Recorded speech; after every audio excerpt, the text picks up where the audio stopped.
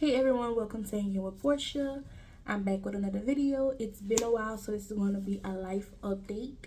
Sorry I've been MIA, guys, but I do thank you if you stop by and watch the video of mine, like, comment, or subscribe. I do thank you and I do appreciate it. I just wanted to come in and give you guys a little quick, well, not a little quick, but a life update because I've been missing maybe going on 2 years, and I do apologize because YouTube is something that I do want to take seriously. But you know, once life gets in the swing of things and you're just so busy, and if you have kids, it's hard to kind of keep up with doing it. So I don't even know where to begin with you guys and tell you for the update. I did recently have another little one. It's a baby boy. Oh, my love so much. We're 5 weeks. Well, he's a month old, but I'm 5 weeks post-op. From this because I did have a C-section, and I also wanted to get on here. I feel like this would be a good opportunity because a lot of the times, most women who have a C-section were kind of, I wouldn't say forgotten about, but a lot of people like to put you in the category of, oh well, you didn't go through what I went through because I delivered vaginally and you had a cesarean. Which either way, given life, whether whether you're having a baby by vaginal delivery or if you're having a cesarean, it's still a beautiful experience. One just hurts more than the other. With one you're gonna be out longer than the other would. One is just a longer recovery time, but it's still beautiful, and it also makes you tap into strength that you didn't know that you even had. I'm gonna get into, I don't even know where to start with my whole experience because this pregnancy was easy, but I would say like towards the weeks of the end of my third trimester, closer to delivery, I wouldn't say it was hard. It was just different. I did experience Braxton Hicks contractions with mainly my first son. His was extreme to the point where I couldn't get out the bed. I had to call a doctor and I was like, hey, is this normal? And I would explain to them the way that I was feeling. And she's like, oh, you're just having Braxton Hicks contractions. She's like, if it worsens, then give us a call or go to the emergency room if the office isn't open. But they were so bad, it was hard for me to walk. I had to literally just lay in bed. The only thing I get up was get up, go to the restroom, and get back in the bed. Like, that's how horrible they were. And after I went into actual labor and started contracting, I was like, okay, yeah, that was definitely Braxton Hicks. But they're still uncomfortable, especially when it's harder to walk. But yeah. So with this one, with him in his third trimester, I did start to experience a few pains here and there. It was more so like pressure. I would get a lot of pressure.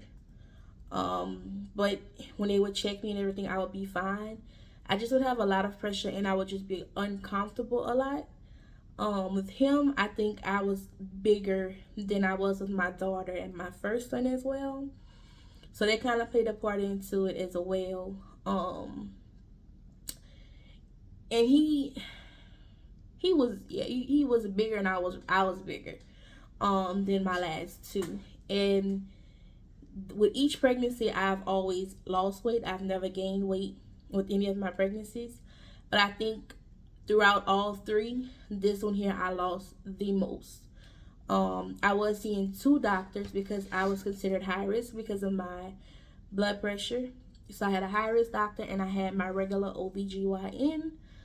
She recommended me to my high risk doctor, and he wanted me to either stay steady with my weight or gain no more than a pound, I believe it was, he told me, a month. But my weight was basically out of my control because I could eat a meal once a day and I was full. Like, it was basically where I was to the point where I was portion controlling, which wasn't intentionally. It was just I didn't have room for anything. I wasn't nauseated with this pregnancy. I tired was one of my things. Like I was always tired towards the end. Um, that was one of my. Now, I don't think I experienced it with my last two, but I think this one I was tired the most. Um, he was a healthy baby throughout the whole pregnancy. The only thing I had was um, they kept testing me for preeclampsia because I had protein in my urine. But every time it came back, my results were negative. I passed my sugar test, which I passed all my sugar tests. But I'm always nervous about them because I hear people talk about how they have to, after they fail the first one, they gotta do a 3 hour. And I'm like, oh no, the 1 hour is enough. It's like you gotta drink the drink, then you gotta sit there and wait, and the anticipation is just horrible because it's like, man, I hope I pass so I don't have to come back and sit here another 3 hours. But all in all, is what's best for you and the baby. They want to make sure more than anything that you guys are in great health, which is totally understandable. I didn't have any problems with the drink. I actually had a red one again this time. I had a red one my last pregnancy, so I was like, okay, you know, this is gonna be easy. The only thing is, this time around, I noticed compared to my last pregnancy, they don't they don't time you anymore. Like you only had a certain amount of time my last pregnancy to finish the drink, and this time I was told to take my time. So I was like, oh, okay. So, I'm just sipping, but at the same time, I'm like, I want to get it over with, as long as I can keep it down. Because, you can't eat anything either after a certain time. So it's like, man, I just want to do this, get this over with, go feed me and my baby, and be done. So I passed my sugar test. Just the main thing throughout my pregnancy was just protein in my urine. Them just making sure that I didn't have preeclampsia. I didn't have any other signs. Like I didn't have swollen feet, swollen hands, headaches or anything, which is strange because the readings that they would get back for my blood pressure, it was shocking because I was like, if it's that high, why am I not seeing, side effects of it? But I guess it was to the point where, you don't always see side effects with everything, and that's why they call some things, not to, go deep into it, but they call some things silent killers. But what I would do also, that I was on baby aspirin. I had my prenatal, and they hadn't put me on any blood pressure medicine because one day I might go and it might be normal or I might be considered fine, and then another day I might go and it's completely up there. So the blood pressure, not the blood pressure, I'm sorry, I stand corrected. The aspirin was just to help keep it basically at a tolerable level, throughout. And I wasn't put on labetalol until closer to delivery. It's literally like a week before delivery. When my doctor was like, we're gonna go ahead and do, try on labetalol, because she was like, if my blood pressure would have continued to be too high, I would have to had the baby earlier than normal via C-section, which I did give birth to him at 38 weeks, and the same with my last pregnancy. So that was interesting. I did keep up with my blood pressure at home as well. I did try to monitor it as much as possible just to make sure that me and baby is fine. Um, and I would be, and that's the thing, I would get different readings at home, and I would always, I wouldn't feel any different from, a person that would know that they have high blood pressure. It's not something that I dealt with prior to pregnancy. I've never had a history of high blood pressure. It only happens when I'm pregnant, and then when I'm pregnant, it's not a steady reading of, hey, this is something that you're at a danger level for. So I was given labetalol, and then next thing you know, my 38 weeks was up, and I was at the hospital bright and early that morning getting prepped for surgery. It came so fast. It was so shocking. I was like, goodness, we're here already. Like, I was counting down, but I wasn't like, oh man, next week or tomorrow in 24 hours or 3 hours I have to be, at the hospital to give birth. It was very exciting though. I was just ready to see my baby. Just seeing him on the ultrasounds and him pouting his lips and everything. It was like, I can't wait to hold you and love on you. And then you look at it and it's like, God trusted me enough and to bless my womb with life. he know I'll do the right thing and make sure that this kid is well taken care of. You know, it's a big thing when you're pregnant and we have kids. You know, your life won't be the same. I'm just gonna say that. But I wouldn't change it for the world.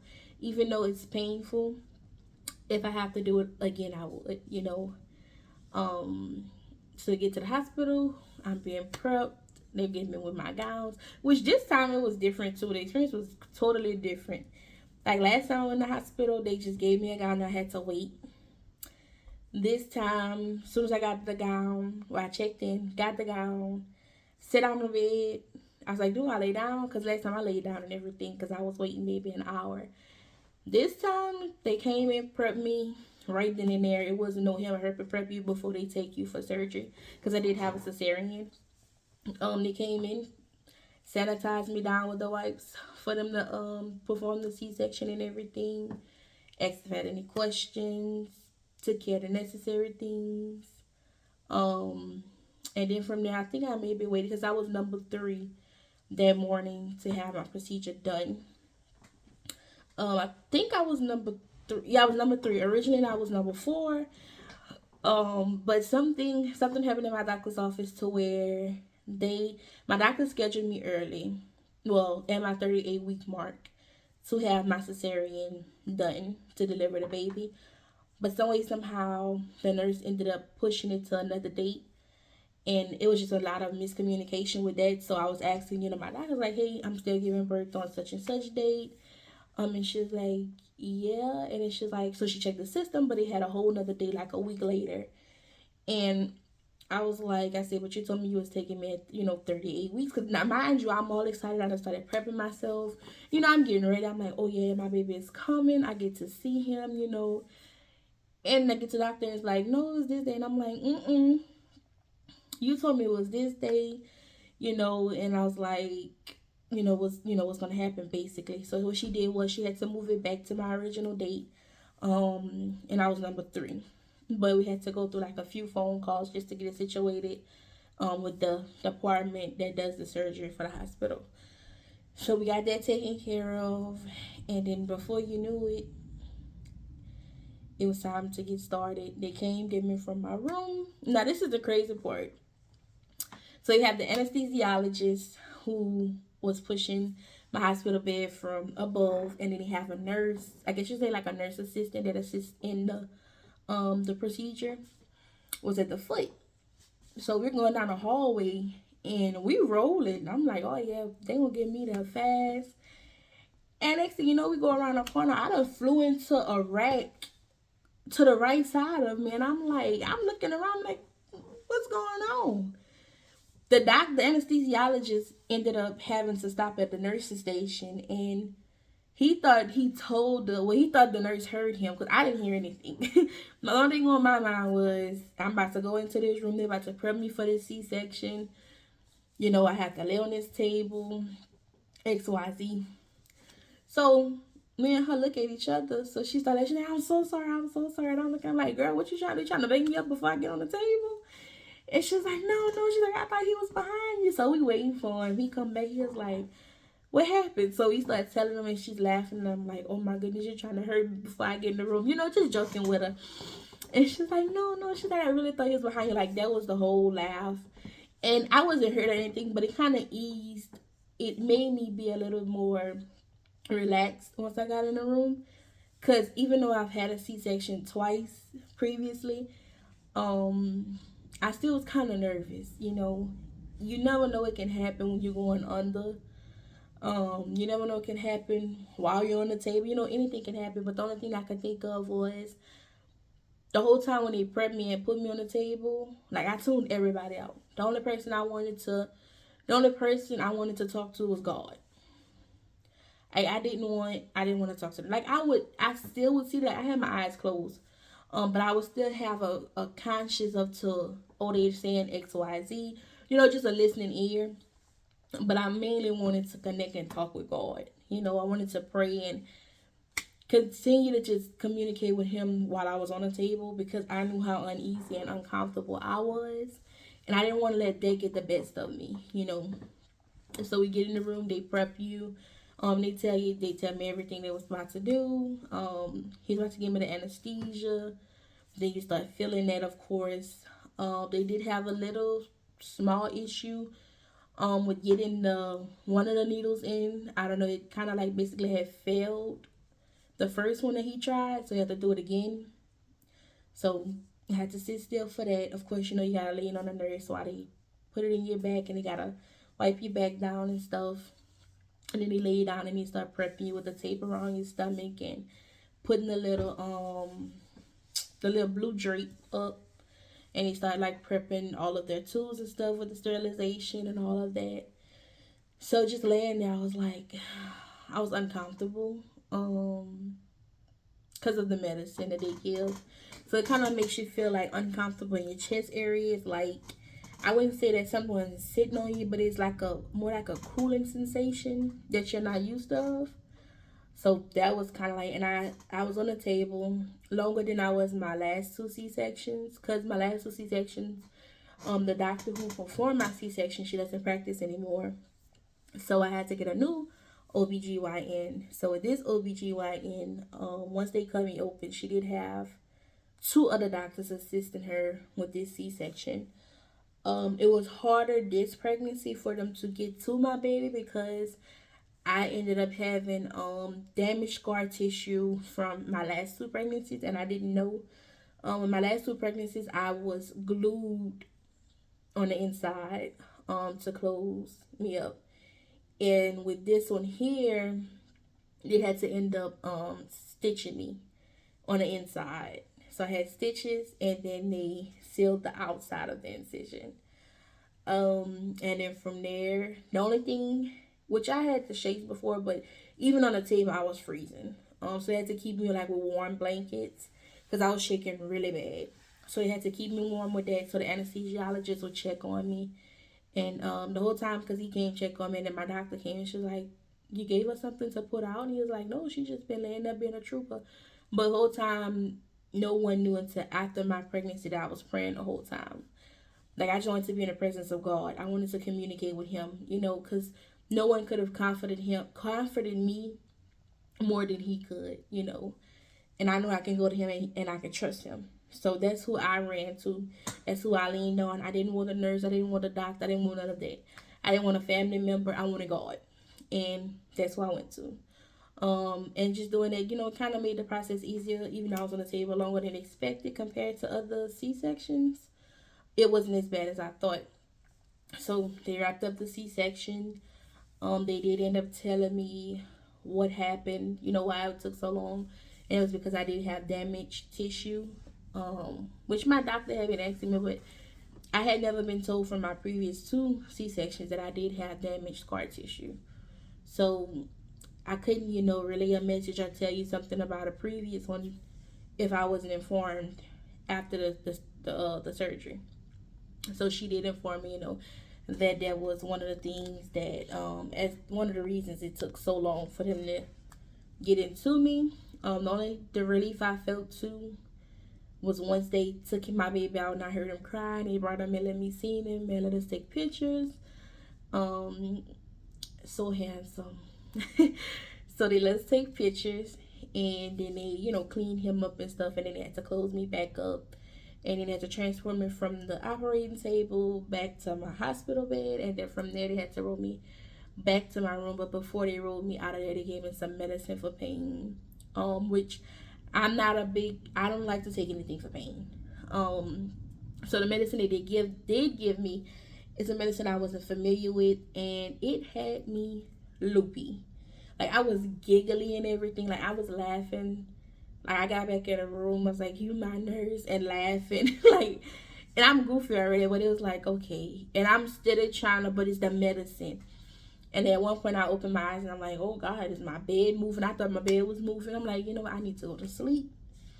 But it's hard to go to sleep because they constantly coming in and out, in and out, in and out, in and out. So I get back to my room. Me and baby's in the room. I finally was able to successfully do skin to skin, which with my first son, it was not successful. I had the shakes real bad to the point where I was scared I would drop him. I couldn't really do that bonding experience with him the way that I wanted to. The way that I wanted to because of that, and I felt like I'd rather be safe than sorry, so I just handed him off to another family member. And I was like, maybe I'll try when I get home. With him, I totally did not want to breastfeed. It wasn't even on my mind. That was the furthest thing. Like, give him that formula was my thought. Like give him that bottle, give him that milk. I actually ended up using a sports bra once I got home because my supply had came in and it was unbearable. And I ended up using a bra to stop the milk from flow coming in. Because I wasn't balling no cabbage leaves and all that. So I did the sports bra method. And even with him, after I got home for recovery for him, it was horrible. Let me rephrase. Well, you can say horrible. I would say, like I said, recovery was horrible. Reason I say recovery was because it was my first C-section. I had never been cut at such a major level before, so that was a first for me. Before I left the hospital, they did not make me use the restroom to see if I could do the number two. So when I did, being backed up from all the medicines and the foods, when I did try and go, I could have cried. Like, it was absolutely horrible. But it was a good thing I had a doctor's appointment that day to have my incision checked. And when she checked in, she told me what I can get. And right after that, I went to Walmart. And as soon as I got home, I popped that top and I took that medicine. Excuse me, I'm walking around Walmart hunched over in pain because I'm hurting from the incision, and I'm hurting because I can't use the bathroom. So it's like people looking at me crazy, like, what's wrong with her? Not knowing I just gave birth because I didn't really go be out and about either. But back to this pregnancy. As I'm sitting here, I'm just remembering things. I'm just comparing them to my previous pregnancies. So with this one, we got back in the room, started the healing process, the bonding experience. So me and him bonding, which I loved. Even once I got home, I put him in my shirt like a little kangaroo. I strip him down and put him inside my shirt. And sometimes, we'll just lay there, just bonding with him, and he'd be comfortable. Sometimes that was the only way I could calm him down. Because I was in the hospital and they were like, was asking about the little whole spoiling thing.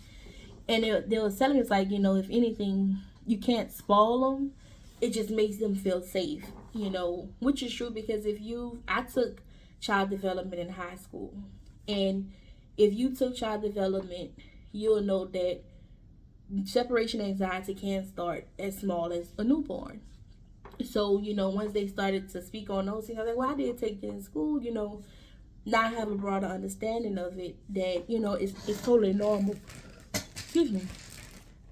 So that the whole spoiling, like, if anybody tells you, hey, you holding that baby too much, or that baby gonna be spoiled, if anything, it's their sense of security. The baby's sense of security. They'll feel more comfortable. They know that they're safe.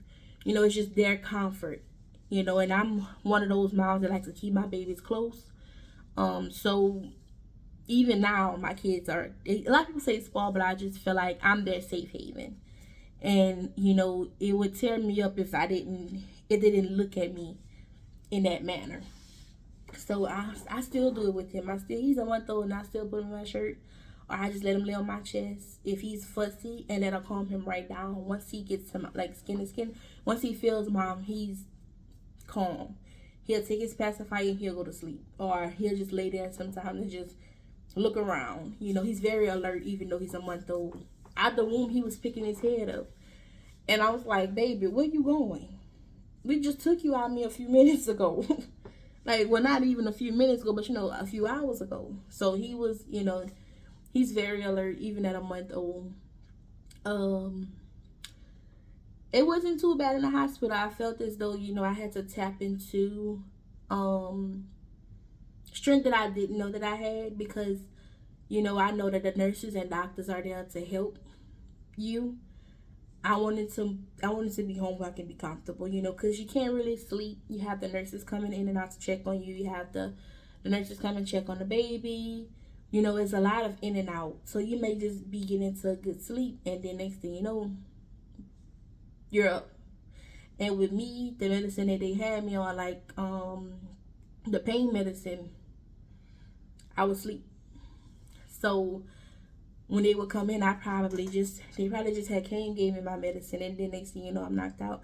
But mind you, also after I had my son, my blood pressure was high as well. So my doctor did order for me to have labetalol in the hospital, because of that. And when I say high, I mean dangerous high, like not numbers I was seeing while I was pregnant. It was pretty bad. So once they seen that, she was like, "Oh no, we have to give her some labetalol." And the thing was, by her, okay, my blood pressure was high. They ended up giving me, I think, 100 milligrams. Yeah, because I was on 50. It was 100 milligrams. And once they gave me that, it dropped my blood pressure way too low, like entirely too low. And when she came, she was like, when the nurse came and checked it, she's like, "Oh no, your blood pressure is way too low." So what they had to do was they had to contact my doctor to see were they going to continue to give me such a low dosage, or I mean such a high dosage, or were they going to drop down to what I was originally taking, which is what I was hoping, that they would do, and which is what happened. She immediately stopped that one, which I'm glad. She's a doctor that paid attention. Because most of them, and this is not throwing shade, but some doctors don't care to listen to the patient. And by her seeing that, she's like, "Oh no, we have to put her back on her 50 milligrams." So that was what they gave me throughout while I was in the hospital, and it kept it at a normal, safe level compared to what I was prior.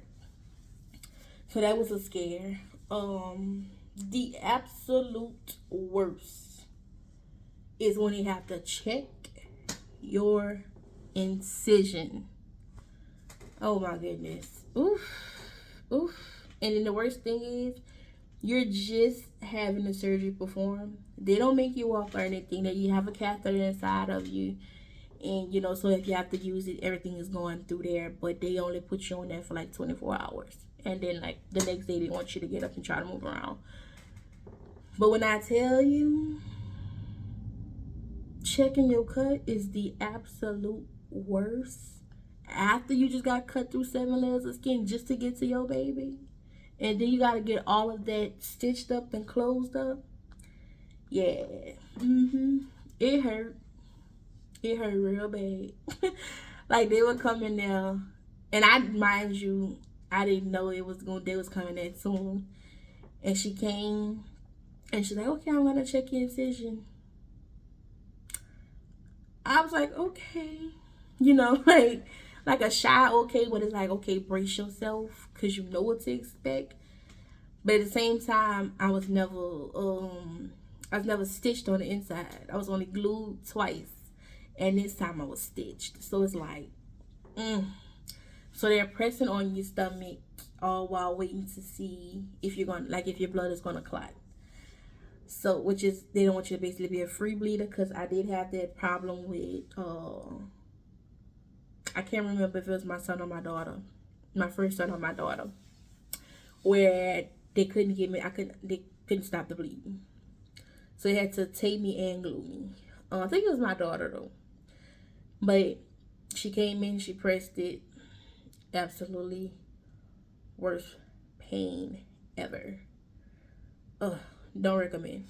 So she checked it, and they would check, your lady stuff to make sure you're bleeding. That you're having a lady, y'all know what I'm saying, a cycle afterwards. So they would check that, and then that would be it. They were very supportive though. One of my night nurses, she came in, and this was the same. This was the same night of my Was it the same? No, I lied. Scratch that. It wasn't the same night, because I didn't even get up that day, because I still had the catheter in. It was actually the next night when she came, and she was like, they removed the catheter the next day, and she helped me bathe and stuff. And I got back in bed, felt good. I started moving around. The only time I needed support was to rise up out of bed And then like if I needed to sit on the toilet, because the toilet sat very low, so I was afraid of me just dropping down and then being in more pain. But other than that, I would get up, I walk around the hospital room, I check on baby. I didn't want to too much pick him up while I was still in pain, because I didn't want like a, because sometimes like if I would walk too, not I wouldn't even say too much. Sometimes it'll be just too much for me to be up. Sometimes it would be like my body was basically overwhelmed, so like it'll start like I feel the pressure on the incision. So I was like, okay, I would have to sit down. Um, and it's like rest, basically. So my doctor will come in. She's like, "Have you been moving around?" And I was like, "Oh yeah." And I had been moving around. I was doing good with that and stuff. Excuse me, y'all. Whew. So I would move around, get in the bed, and then next thing you know, the next day we were discharged. We was clear to go home.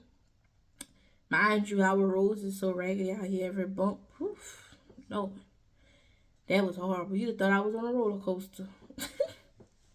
But we went home, came home. Now I did have like a Oh, to go back to the C-section, the checking of the cut, it wouldn't have been as bad for them checking it if one of my nurses, the nurse who would check it, when she would check it, she would always apply pressure in the same spot. So by that happening, it made the inside incision very tender. So to the point where even after you're done checking it, I would still feel the pain on the inside as opposed to the outside on the actual cut. I would still feel it on the inside. And that bothered me for a while. It's basically like I just said, it was just sore because it was constantly being pressed on. Got home, recovery was fine.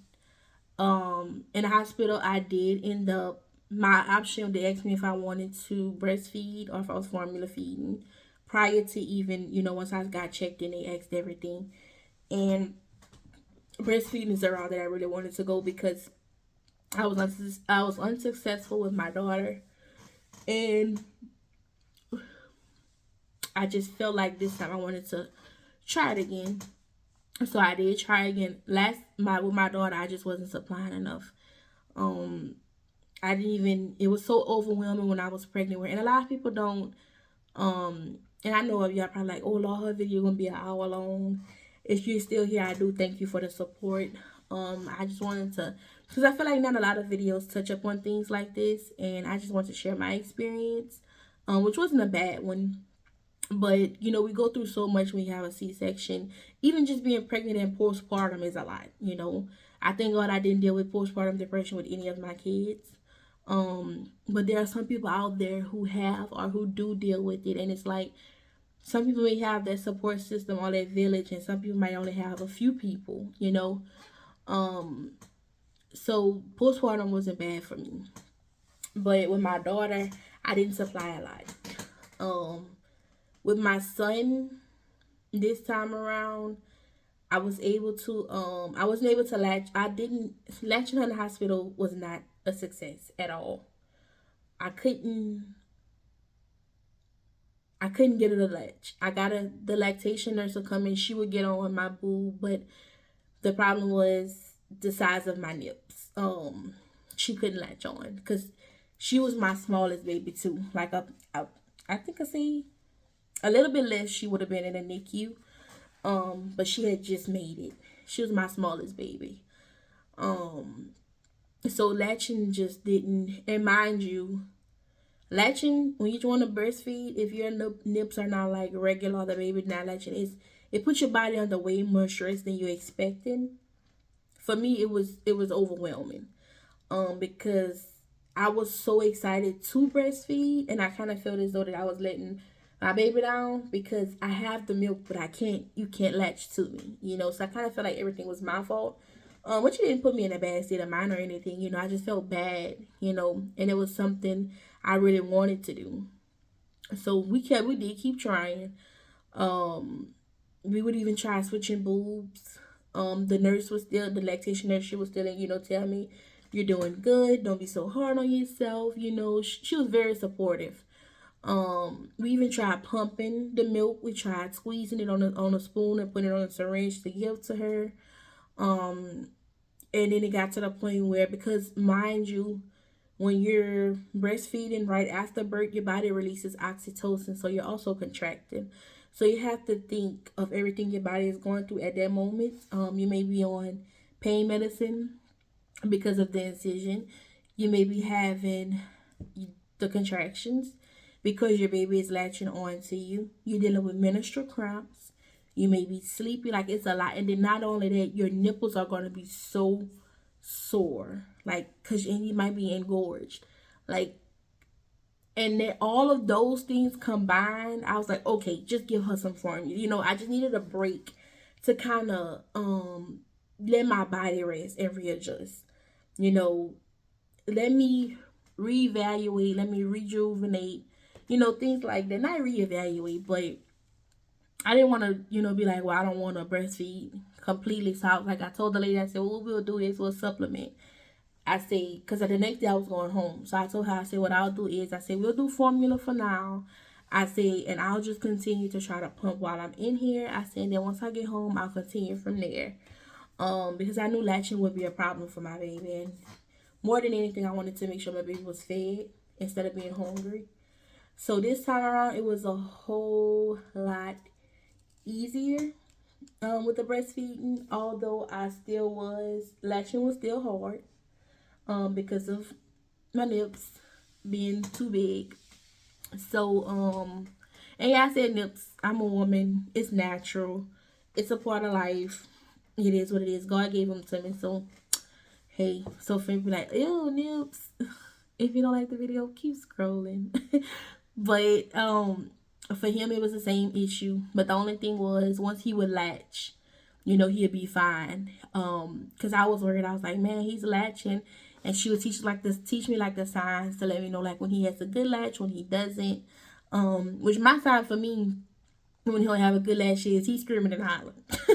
You know, it wasn't like, oh, let me see his face, or, you know, I was like, he crying, so he ain't getting no milk. But he latched and he would drink, and she's like, if don't worry, mom, she said, because if he wasn't latching or if he wasn't eating, he wouldn't have wet diapers. So I was like, okay. So they, you know, they put me more of these, so like, that makes sense, you know. So he latched good. I was feeding him good in the hospital. We got discharged, and he was fussing. Mind you, he had just ate. But also, they don't want you to give the baby a pacifier if you're going to breastfeed, because it confuses them basically. And that happened with my last pregnancy for my daughter. I ended up giving her a pacifier. When the lactation nurse came in, she fussed and took it. And she's like, no, mom. She's like, no pacifier. If you want them to latch and, you know, not mess up your breastfeeding journey, we recommend no pacifier. So I was like, okay. So she ended up putting it away in the bag. But this time around, he was latching so good, and I felt, oh my God, y'all just don't understand. Like, I feel like I could conquer the world at that moment. And when it was time to get discharged, he was fussy. So the nurse that was walking us downstairs, I walked to the car. I didn't get in a wheelchair this time. She ended up asking for a pacifier, and he got the pacifier. And guess what? When I got home, he didn't want to latch no more. But he did latch once I got home. I did a successful breastfeed. He ate real good. He stayed on for a while. And it's like, when I came to do his next feeding, he didn't want the boob. And I'm like, dang it. You know, because she did tell me, the nurse, not the nurse that walked me downstairs, the lactation nurse, she did tell me, she's like, you can introduce the pacifier to him later on. She's like, but right now, at least for the first 6 weeks, you know, just let him latch. I was like, okay, that's understandable. So the nurse that helped us when we got discharged ended up giving him the pacifier. So when she gave it to him, he latched when he got home, and then after that, it was no more. But I did realize, like, I did do research, as far as like with your breast milk and stuff. like a lot of the medicine that I was on within the hospital, like while in the hospital, it is a part of your breast milk. So that played a part too with him not wanting to latch on anymore because of the medicine that was inside of me to be able to treat the pain, which I prefer not to take medicine. I was like, well, I'll just tolerate the pain. But I was also taught that the more you try to tolerate and treat, well, the more you try to tolerate pain on your own, it increases your blood pressure because your body is working harder to fight that pain. So it's like I didn't want to put myself at risk to be like, oh well, I'm gonna tolerate the pain, and the next thing you know, I have a bigger issue on my hand. So that played a part in it too. He basically knew the milk, I would say, was contaminated. It was helping me, but it was hindering him basically. So that sucked. I am still, my supply is low. I think after by him not latching on anymore, my body wasn't getting a demand of, hey, I need to keep on producing more milk. Which I had a good bit. Like I was out, I had so much, and it's crazy because I wasn't like this with my daughter. I had so much I was leaking one day, and I've never leaked during any of my pregnancies after I've had my babies. So I knew I was on the right track, but the only thing is, pumping. It's kind of like, I feel like you have to have a schedule down pat, because you have to pump. They say, a lot of people say it, like every 2 to 3 hours is when you should pump. And most of the time I was either trying to catch up on rest or just basically trying to maneuver and figure it out.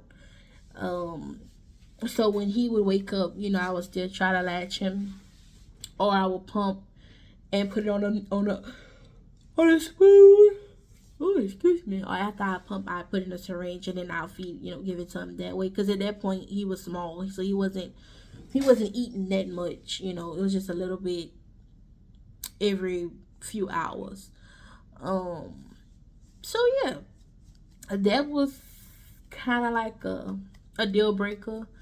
Because I was like, dang it, he's gotten a pacifier, and now it's like he doesn't want, and it's harder for him to latch onto a pacifier because he's kind of still searching for the size of the milk, which I do still put him on.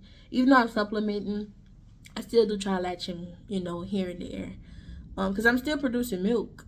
If the only thing is, when I pump, I'm not pumping a lot. But if I was to just apply pressure, I have milk coming out, but it's not enough of milk to say, well, if I go pump this, I'm gonna make a 6 or 7 ounce bottle. I won't even get an ounce for a bottle, but it's still there. So I'm supplementing. I have lactation candies. I have lactation cookies. I have Pump Princess capsules.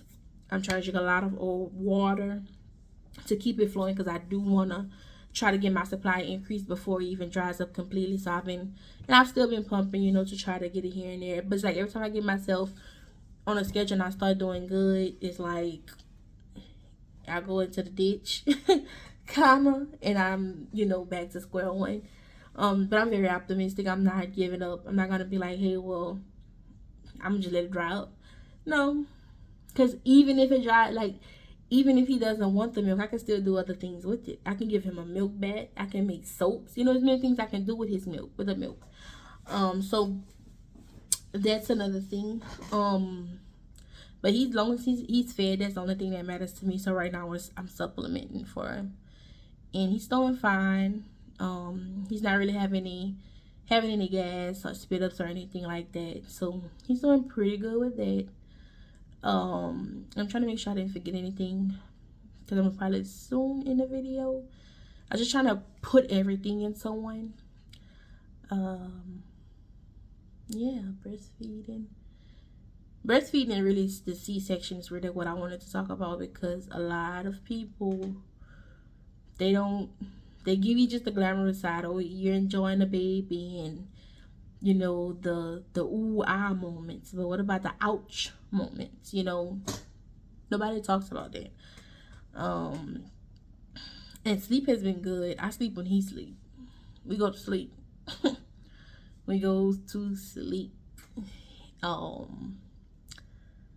don't think, and he's a good baby. He's so calm, and he's very.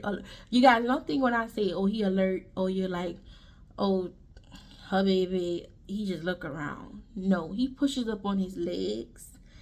He lifts his head. He turns around. He will turn his head to look at you. He makes eye contact with you. He will stare at you.